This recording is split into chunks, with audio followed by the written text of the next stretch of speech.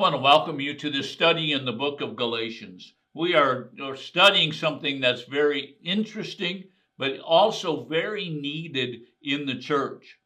You see, in our study of Galatians, almost the whole first 2 chapters of Galatians are written to confront the hypocrisy of Peter.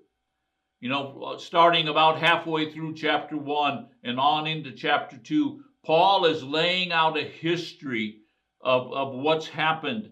And the history is how the Gentiles have been accepted into the body of Christ. And then something happens in Antioch, and Peter begins to withdraw because he's afraid of what people are going to say about him. You see, Peter was hanging out with the Gentiles. He was eating with the Gentiles. He was fellowshipping with the Gentiles. And then all of a sudden, men from the city of Jerusalem came into the city, came into Antioch. And all of a sudden, Peter is saying, no, I'm not going to hang out with the Gentiles anymore. That brings us up to Galatians, the 2nd chapter, verse 13. And by the way, let me just say this. If you haven't been listening to the videos for the last couple weeks, go back and listen to them and get part of this background. You see, the Apostle Paul is laying a historical background for the people in Galatia. Now, verse number 13. And it says, and the rest of the Jews joined him in hypocrisy, with the result that even Barnabas was carried away by their hypocrisy. You see, there's a principle here that we need to understand. That when a person in leadership begins to do something hypocritical, we need to confront them like the Apostle Paul did. Why? Because hypocrisy spreads like wildfire. Do you understand? Have you ever watched a fire take control of an area and all of a sudden just begin to burn like wild? Burns and consumes everything. Well, hypocrisy is something that will spread like wildfire. It's highly contagious. And you see, because of what Peter did, because of his hypocrisy, because he was, before the men came from Jerusalem, he was, oh yes, we're going to fellowship together with the Gentiles. We're accepting the Gentiles into the body of Christ. And then all of a sudden, some people that came from Jerusalem that were sent by James, and they came, and all of a sudden, Peter becomes a hypocrite. But his hypocrisy begins to affect all that are around him.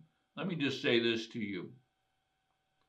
You need to be very careful about who you call your pastor or your Christian leaders. You need to be very careful about what you allow people to speak into your life, because it will lead you astray if you're not careful. If you're following a hypocrite. Now, what's a hypocrite? A hypocrite's a person who acts one way but lives in a different way.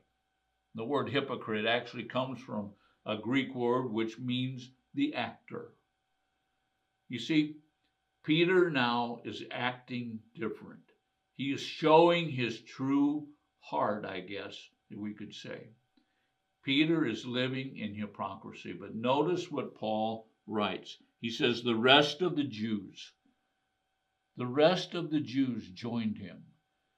You know, there were some Jewish believers that were there in Antioch.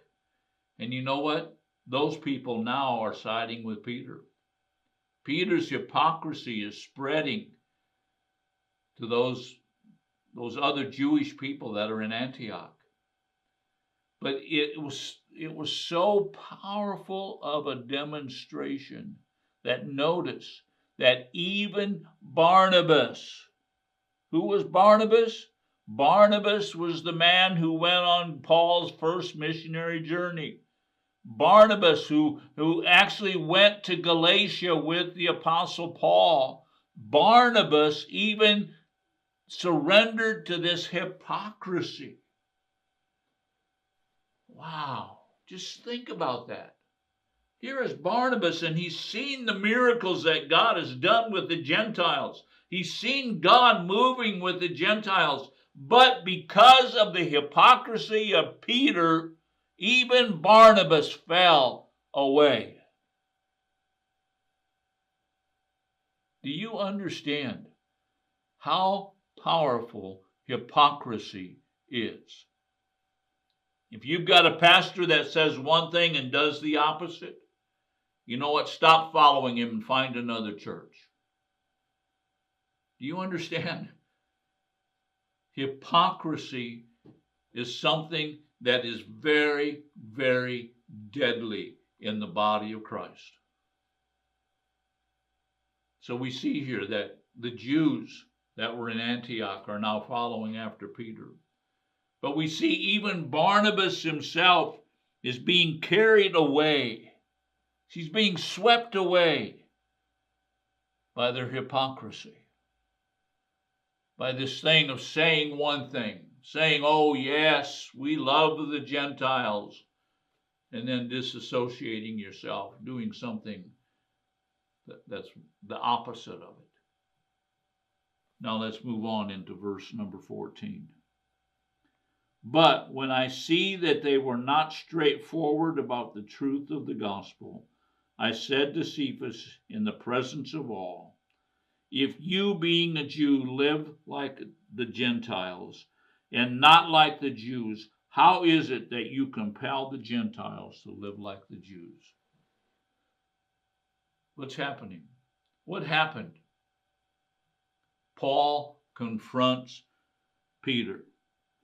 And he says, when I saw that they were not straightforward about the truth of the gospel. In other words, they were not straight. They were not walking in a straightforward manner. This word straightforward, actually, it's a medical term. It's called orthopedia, and it means to walk straight. To walk straight. You know what was happening? They were deviating from the straightness of the gospel. You know, Jesus himself said that the way is narrow. In other words, you can't just go here and go there and move here and move over here. No, the way is narrow. The gospel is narrow. You know, people say, well, those narrow-minded Christians, well, you know what? They're absolutely right. Now, my time is up for today. We're going to pick up here in verse 14 tomorrow. Thank you for watching.